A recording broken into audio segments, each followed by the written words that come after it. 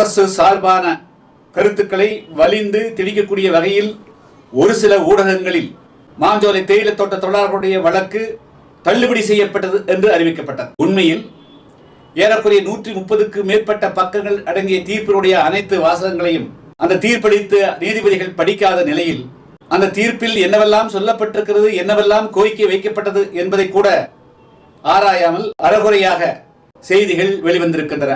கடந்த 3ஆம் தேதி அன்று சென்னை உயர்நீதிமன்றம் மதுரை கிளையில் கொடுக்கப்பட்டிருக்கக்கூடிய தீர்ப்பு முடிவானதோ இறுதியானதோ அல்ல. அதில் ஏறக்குறைய 6 பேர் தேயிலை தோட்ட தொழிலாளர்களுடைய சம்பந்தமாக நேரடியாக 4 தொழிலாளர்கள், பொதுநல வழக்காக நான் மற்றும் 5-6 வழக்குகள் வேறு வேறு விதங்களுக்காக அந்த வழக்கு தொடக்கப்பட்டது. அதில் மிக முக்கியமாக நான் வைத்த 2 முக்கியமான கோரிக்கைகள். ஒன்று, ஏறக்குறைய 100 ஆண்டு காலத்துக்கு மேலாக மாஞ்சோலை தேயிலை தோட்டங்களிலே பணிபுரிந்து வரக்கூடிய அந்த தொழிலாளர்கள் 2006 வன உரிமை சட்டத்தின்படி ஒருவர் தனிநபரோ அல்லது ஒரு குடும்பமோ அல்லது ஒரு குழுவோ வனப்பகுதியிலே 3 தலைமுறைகளுக்கு மேலாக வாழ்ந்து வந்தால், அதாவது 2005ஆம் ஆண்டு டிசம்பர் மாதம் 12ஆம் தேதிக்கு முன்பாக யார் அந்த வனப்பகுதியிலே வாழ்ந்து வந்திருந்தாலும் அவர்கள் வன உரிமை சட்டத்தின்படி மட்டுமே அவருடைய பிரச்சனையை அணுக வேண்டுமே தவிர அதற்கு அப்பாற்பட்டு அணுகக்கூடாது என்பதுதான் இந்த வன உரிமை சட்டத்தின்படி இருக்கக்கூடிய சரத்துக்களாகும். அந்த சட்டம் மாநில அரசால் இயற்றப்பட்டதல்ல, அது மத்திய அரசால் 2006ஆம் ஆண்டு கொண்டு வரப்பட்ட சட்டம், நாடாளுமன்றத்தில் கொண்டு வரப்பட்ட சட்டம். எனவே அந்த சட்டத்தினுடைய முழு அம்சங்களையும் படித்து பார்த்தால், அது புரிந்து கொண்டால், மனிதநேயத்தோடு அந்த தீர்ப்பு அளிக்கப்பட்டிருந்தால், சட்டத்தை முழுமையாக புரிந்து கொண்டிருந்தால், ஒருதலைப்பட்சமாக இல்லாமல் இருந்திருந்தால் அந்த தீர்ப்பு எப்படி அமைந்திருக்கும் என்று சொன்னால், அங்கு 100 வருடங்களுக்கு முன்பாக மாஞ்சோலையில் குடியேறி அங்கே தன்னுடைய வாழ்வாதாரத்துக்காக அந்த வனப்பகுதியை நம்பி அதிலே விவசாயம் செய்து பாதி நேரம் தேயிலை தோட்டங்களிலே பாதி நேரம் மீன்பிடித்தல், மாடு வளர்த்தல், அதே விவசாயம் என்று செய்து கொண்டிருந்த தொழில் பல்லாயிரக்கணக்கான வனவாசிகள், அதுதான் அதர் ட்ரெடிஷனல் ஃபாரஸ்ட் டுவெல்லர்ஸ் என்று அழைக்கக்கூடிய OFTD என்று அழைக்கக்கூடியது. எனவே அந்த விதியின் கீழ் அவர்கள் அங்கேயே வாழ்வதற்கும் அங்கேயே வாழ்வுரிமையை தக்க வைத்துக் கொள்வதற்கும் தகுதி பெற்றவர்கள். அந்த அம்சங்களை சென்னை உயர்நீதிமன்றம் மதுரை கிளை முற்றிலும் பார்க்க தவறிவிட்டது. எந்த ஒரு சட்டத்தையும் மனிதநேயத்தோடு அணுகினால் மட்டும்தான் சட்டம் நல்ல தீர்ப்பு கிடைக்கும். வெறும் மரமாக, வெறும் மிருகமாக பார்த்தால் எப்படி நல்ல தீர்ப்பு வர முடியும்? 2006ஆம் ஆண்டு வன உரிமை சட்டம் என்ன சொல்கிறது? வனத்தை பாதுகாப்பதற்கு, வனத்தில் கூடிய மிருகங்களை பாதுகாப்பதற்கு, அங்கு வாழக்கூடிய மக்களை பாதுகாப்பதற்காக தான் சட்டம் கொண்டு வந்தது. சட்டத்தை படித்தவர்கள், சட்டத்தை அமலாக்க வேண்டிய இடத்திலே இருக்கக்கூடியவர்கள் அந்த சட்டத்தினுடைய முழு அம்சங்களை படிக்காமல் ஒரு கம்பெனி எழுதி கொடுத்ததை எப்படி வாசித்தால் எப்படி இருக்குமோ அதுபோல பிபிடிசி எழுதி கொடுத்ததை தீர்ப்பளித்ததை போன்றதான தீர்ப்பு அமைந்திருக்கிறது. எனவே இப்பொழுது வழங்கப்பட்டிருக்கக்கூடிய தீர்ப்பு அது தீர்ப்பு அல்ல, அது முடிவானதல்ல, அது நிறைவானதல்ல. இப்பொழுது யாராவது ஒரு கொலை குற்றத்தில் ஈடுபட்டால் செஷன்ஸ் கோர்ட்டு தூக்கு தண்டனை விதிக்கதாக வைத்துக் கொள்வோம். அவர்கள் தூக்கு தண்டனை எதிர்த்து உயர்நீதிமன்றத்துக்கு செல்வார்கள், ஹைகோர்ட் செல்வார்கள், உச்சநீதிமன்றம் செல்வார்கள், அதற்கு பிறகு கருணை மனு போடுவார்கள்.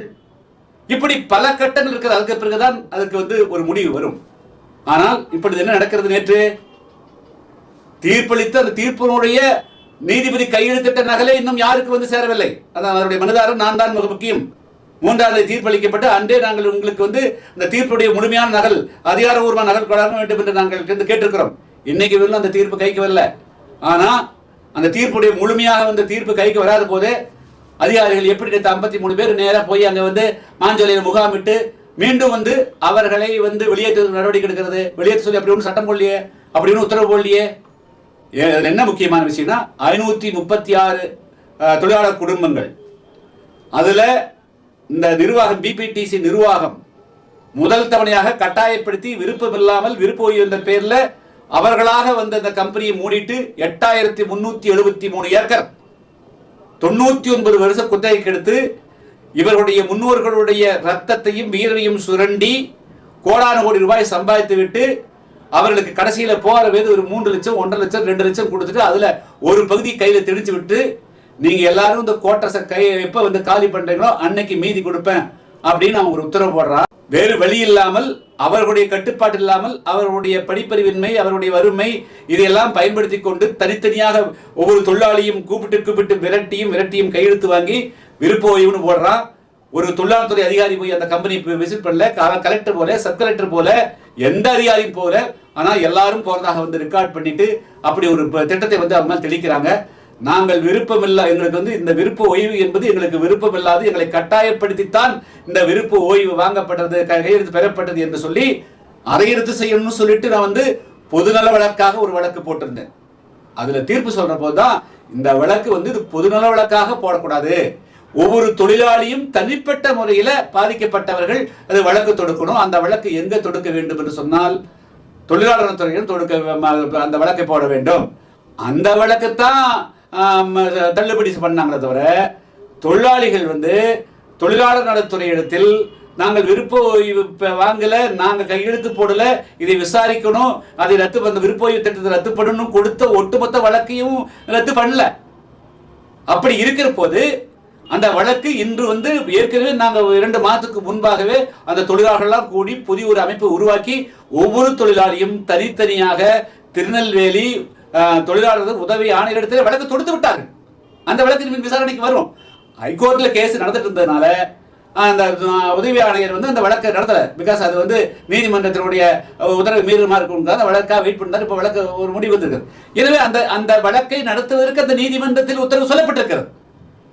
இதுக்கு எந்த விதமான தடையும் கிடையாது.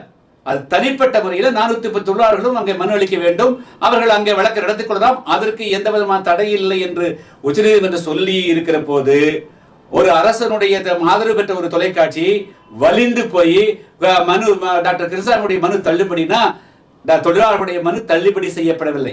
அந்த மனுவை சென்னை உயர்நீதிமன்ற மதுரை கிளை நடத்த முடியாது என்று சொல்லியிருக்கிறது தவிர அந்த வழக்கை நடத்துவதற்கு உரிய இடம் தொழிலாளர் துறை ஆணையம் என்று சொல்லி இருக்கிறது. அதை நாங்கள் ஏற்கனவே செஞ்சிருக்கிறோம், இவ்வளவுதான். அதனால ஒட்டுமொத்த மனுக்களும் விஷயமும் தள்ளுபடி செய்யப்படவில்லை. அந்த வழக்கு அப்படியே உயிரோடு இருக்கிறது. எனவே அதற்கு உயிர் கொடுப்போம், அந்த வழக்கு நடத்துவோம், அதில் வெற்றி பெறுவோம். அதே போல இந்த 2 விஷயம், ஒன்று வந்து விஆர்எஸ் ஸ்கீம், அதாவது கட்டாயப்படுத்தி பெறப்பட்ட விஆர்எஸ் ஸ்கீமை ரத்து செய்யணும், ஒட்டுமொத்த ஒரே ஸ்ட்ரோக்ல ரத்து செய்யணும் கேட்டா ஒரே ஸ்ட்ரோக்ல ரத்து செய்யறதுக்கு சட்டத்தில் இடம் இல்லை, தனித்தனியா வழக்கு தொடுன்னு சொல்லிக்கிறாங்க. ஏற்கனவே வழக்கு தொடுத்துறோம். அந்த வழக்கு திருநெல்வேலி தொழிலாளர் துறை உதவி ஆணையத்தில் நடைபெறும். அது உடனடியாக வந்து விரைந்து நடத்துவதற்கு நாங்கள் வந்து அது முயற்சிப்போம். எனவே அதுல எந்த விதமான பிரச்சனையும் கிடையாது. ஆனா இப்படி வந்து இந்த வழக்கு நடத்த சொன்ன பிறகு கூட எதுக்காக நேற்று வந்து விஓ வச்சு தாசில்தார் வச்சு அத்தனை அதிகாரிகளை அவசர அவசரமா மாஞ்சோலைக்கு போய் அந்த தொழிலாளர்களை நீங்க வந்து நம்மளுக்கு மீண்டும் வீடு கொடுக்குற, ஆடு கொடுக்குற, மாடு கொடுக்குற வற்புறுத்தணும். இன்னும் 4 வருஷத்துக்கு அந்த தொழிலாளர்கள் அங்கே இருக்கிறதுக்கு உண்டான சட்டம் இருக்குது. கம்பெனி மூடிட்டு போலாம். அந்த தொழிலாளி வந்து தான் கையெழுத்து போடலையே. அந்த வழக்கு இப்பதான் நாங்கள் ஸ்டார்ட் பண்ண போறோம். 410 தொழிலாளர் குடும்பங்களும் உதவியாளர் வழக்கு தொடுத்துக்கிறாங்களே, அதுக்கிடையில் எப்படி மாவட்ட ஆட்சியர் அங்கே போலாம்? இது சட்டவிரோதம் இல்லையா? சட்டத்தை மீறுவது கிடையாதா? 2வது, அந்த தொழிலாளர்களுக்கு எந்த விதமான தீர்வு காண வேண்டும் என்றால் அவருடைய வாழ்வு லைவ்லிஹுட், அவர்கள் அடுத்து எப்படி பிழைக்கிறது, என்ன தொழில் செஞ்சு பிழைக்கிறது. ஏற்கனவே அங்க மாடு வச்சிருந்தாங்க, அங்க பயிர் தொழில் செஞ்சுட்டு இருந்தாங்க, அவங்களை போய் கட்டாயப்படுத்தி கொண்டு போய் தரையில கொண்டு போய் விட்டா என்ன ஆகும்? 4 பேர் வந்து வயசான வந்து எந்த தொழில் செய்ய தெரியாம செத்து போன விட்டு நீங்க வந்து மாவட்ட கலெக்டர் பொறுப்பெடுத்துக்குவாரா? இந்த தலைமைச் செயலாளர் பொறுப்பெடுத்துக்குவாங்களா? இந்த தமிழ்நாடு முதலமைச்சர் ஸ்டாலின் பொறுப்பெடுத்துக்குவாங்களா? அப்படியெல்லாம் நாங்கள் ஒன்றும் விட மாட்டோம். இந்தியாவில் தீர்வுக்கு வந்து பல அடுக்குகள் இருக்குது.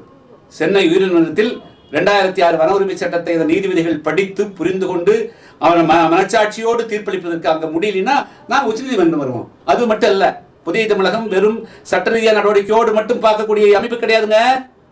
லட்சக்கணக்கான மக்களை திரட்டி அந்த மக்களை ஒருத்தர் கீழே இறங்கினாலும் கூட அங்கே நடக்கிறது வேறையா இருக்கும்.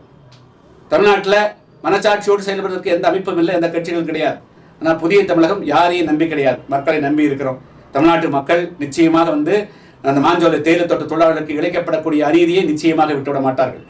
அதுவும் திருநெல்வேலி, தூத்துக்குடி, தென்காசி, விருதுநகர் மாவட்ட மக்கள் வந்து உணர்வுபூர்வமானவர்கள். நான் அந்த போராட்டத்தில் வருவதற்கு காரணமே தென் தமிழகத்திற்கு சாதி, மதம், மொழி, இனம் கடந்து அந்த மக்கள் வந்து மாஞ்சோலை தேயிலை தோட்ட தொழிலாளர்களுக்கு இழைக்கப்படக்கூடிய அநீதி குறித்து எல்லாருடைய மனசிலும் அவங்களே 100 வருஷம் தங்களை கட்டாயப்படுத்தி வெளியேற்றுறாங்க அப்படிங்கிற உணர்வு எல்லாருக்கும் இருக்குது. எனவே அந்த உணர்வுடைய வெளிப்பாடாக நிச்சயமாக நாங்கள் வந்து இணையாக வந்து ஒரு பக்கம் உச்சநீதிமன்றத்தில் வழக்கு தொடுப்போம், அங்க நீதியை பெறுவோம், அங்க நிலைநாட்டுவோம். அவர்கள் அதாவது சட்டப்படி எல்லாருக்கும் நான் சொல்லிக்கொள்ள விரும்புகிறேன், தெளிவுபடுத்த விரும்புகிறேன். 2006 வன உரிமை சட்டத்தின்படி ஒருத்த வந்து 3 தலைமுறைக்கு மேல வனப்பகுதியில் வாழ்ந்து கொண்டிருந்தாலே அவன் விவசாயம் செய்யணும் கூட அவசியம் கிடையாது. அங்கே வாழ்ந்து கொண்டிருந்து 100 கிலோமீட்டருக்கு அல்லது 50 கிலோமீட்டருக்கு அப்பால் வேறு ஏதாவது தொழில் செய்து கொண்டிருந்தாலும் கூட அவன் வனத்தில் வாழக்கூடிய வனவாசி என்று அந்த உரிமையை அளிக்க வேண்டும். இப்பொழுது நம்முடைய போராட்டம் என்பது மாஞ்சோலை தேயிலை தோட்ட தொழிலாளர்களுக்கு, அவர்கள் மாஞ்சோலை தேயிலை தோட்ட கிராமங்களை சார்ந்தவர்கள், அந்த ஊரை சேர்ந்தவர், அவனுடைய வாழ்விடம் எது, அவனுடைய பிறப்பிடம் எது, அதுதான் அவனுடைய உரிமை. அந்த உரிமையை நிலைநாட்டுவதற்கான போராட்டம் தான் நடைபெறுது. எனவே எங்களுடைய போராட்டம் ஒரு பக்கம் சட்ட ரீதியான போராட்டம். நான் அடுத்த கட்டமா உச்சநீதிமன்றத்தில் வழக்கு தொடுப்பது சம்பந்தமாக ஆலோசித்துக் கொண்டிருக்கிறோம். அந்த வழக்கும் தொடுப்போம், அங்கேயும் நீதி பெறுவதற்கு முயற்சி எடுப்போம். அதே போல அந்த மாஞ்சோலை தேயிலை தோட்ட தொழிலாளர்களை இந்த அரசு அதிகாரிகளோ இந்த அரசோ கட்டாயப்படுத்தி வெளியேற்றுவதற்கு உண்டான எந்த முயற்சியிலும் ஈடுபட்டால் அது கடுமையான விளைவுகளை ஏற்படுத்தும் என்பதை மட்டும் நான் சொல்லிக்கொள்ள விரும்புகிறேன். எனவே தமிழ்நாடு அரசே, திமுக அரசே, நீங்கள் ஸ்டாலின் அரசே, நீங்கள் விஷப்பரிசோதனையில் ஈடுபட வேண்டாம். இன்னைக்கு இருக்கிற ஜட்ஜ்மெண்ட்டை ஒழுங்கியா நல்ல சட்ட நிபுணர்களை வச்சு படிச்சு பார்க்க சொல்லுங்க. எங்களுக்கு அப்பீல் டைம் 1 மாசம் இருக்கு, அதுக்குள்ள அவசரப்படக்கூடாது. உச்சநீதிமன்றம், ஜனாதிபதி, பிரசிடென்ட் எல்லாத்தையும் நாங்கள் அணுகுவோம். அதனால சட்டப்படி நீங்க நடங்க. எந்த காரணத்தை கொண்டும் மாஞ்சோலை தேயிலை தோட்ட தொழிலாளர்களுக்கு ஏற்கனவே 2ஆம் தேதி மாலை 6 மணிக்கு தேசிய மனித உரிமை ஆணையம் என்ன கொடுத்திருக்கு, தலைமைச் செயலாளர் கொடுத்திருக்குது. மனித உரிமை ஆணையம் வந்தது இல்லையா? அவங்க என்ன சொல்லிக்கிறாங்க, அங்க இருக்கக்கூடிய மக்களுக்கு குடிநீர் ஏற்படுத்தி பண்ணி கொடு, சாலை வசதிகளை ஏற்பாடு செய்து கொடுங்க, கல்வி வசதி ஏற்பாடு பண்ணி கொடுங்க, உணவுப் பொருள் தட்டுப்பாடு பண்ணாத, அவங்களை தொல்லை பண்ணாத. அதுபோக மனித உரிமை ஆணையம், தேசிய மனித உரிமை ஆணையத்திலிருந்து அக்டோபர் மாதத்துல 8, 9, 10 ஒரு 3 நாள் இருந்து அவங்க ஆய்வு பண்ணாங்கல்ல. ஆய்வு பண்ணிட்டு அவங்க ரிப்போர்ட் போட்டிருக்காங்கல்ல. என்ன ரிப்போர்ட் போட்டிருக்காங்க? மாஞ்சோலையில் மனித உரிமை மீறல் நடைபெற்றிருக்கிறது என்று அவங்க பதிவு பண்ணிக்கிறாங்கல்ல. அதுக்கு என்ன பொறுப்பு? அவங்க தலைமைச் செயலாளருக்கு அறிக்கை கொடுத்துக்கிறாங்கல்ல. நீ 6 வாரத்துக்குள்ள இந்த மக்களுக்கெல்லாம் இந்த வசதிகள்லாம் ப்ரொவைட் பண்ணி சொல்லிக்கிறாங்கல்ல. அதை நீ நிறைவேற்றிய மாட்டியா? மாட்டுன்னு சொல்லு, மனித உரிமை சொல்லு, எங்களால் செய்ய முடியாது சொல்லு. அதனால மனித உரிமை ஆணையமும் தமிழ்நாட்டு மக்களுக்கு சொல்றேன், எல்லாம் ஒரே நேரத்தில் 2ஆம் தேதி மாலையில மனித உரிமை ஆணையம் தனது அறிக்கையை சமர்ப்பிக்கிறது. 3ஆம் தேதி சென்னை உயர்நீதிமன்றத்தில் வழக்கு தீர்ப்பு வருது.